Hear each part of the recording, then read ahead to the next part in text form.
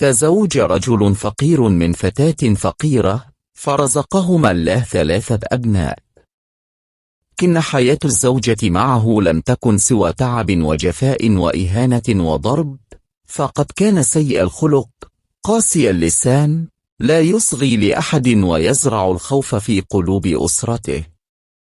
ثم تركهم بلا طعام ولا نفقة، وذهب ليتزوج امرأة أخرى طمعا في مالها، بينما قبلت به هي رغبة في شبابه وقوته.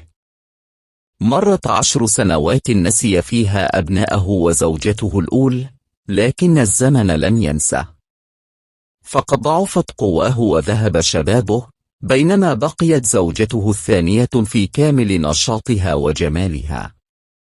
ومع مرور الوقت ملت منه، فلم تعد تسمع منه كلمات المودة كما من قبل، فطلبت الطلاق وطردته من بيتها.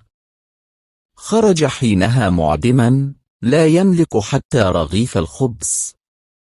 ذاق مرارة الفقر والتشرد، فأصبح كالمتسول، ثيابه ممزقة، جسده متسخ، يبيت تحت الجسور يرتجف من البرد، يخاف من أقدام المرة أن تدفعه إلى السجون أو المصحات.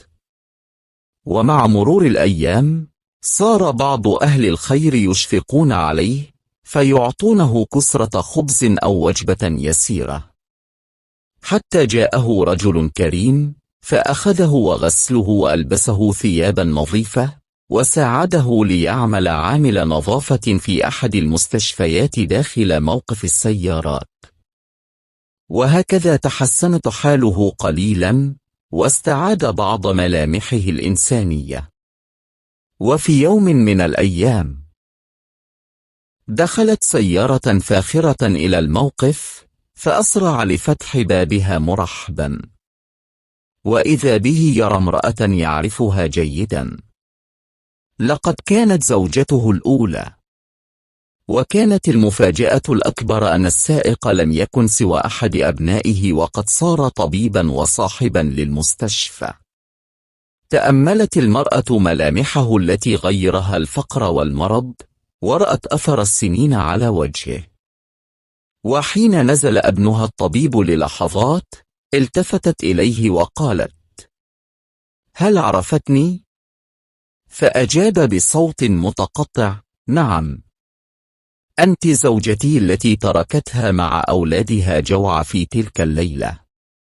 قالت له: أما هذا الشاب الذي يقود السيارة فهو ولدي وصاحب هذا المستشفى الذي تعمل فيه عاملا لغسل السيارات. وأما أنا فقد أكرمني الله بعد طلاقك، فتزوجت رجلا كريما، فتبدلت حياتي، ونجح أولادي وبلغوا أعلى المناصب.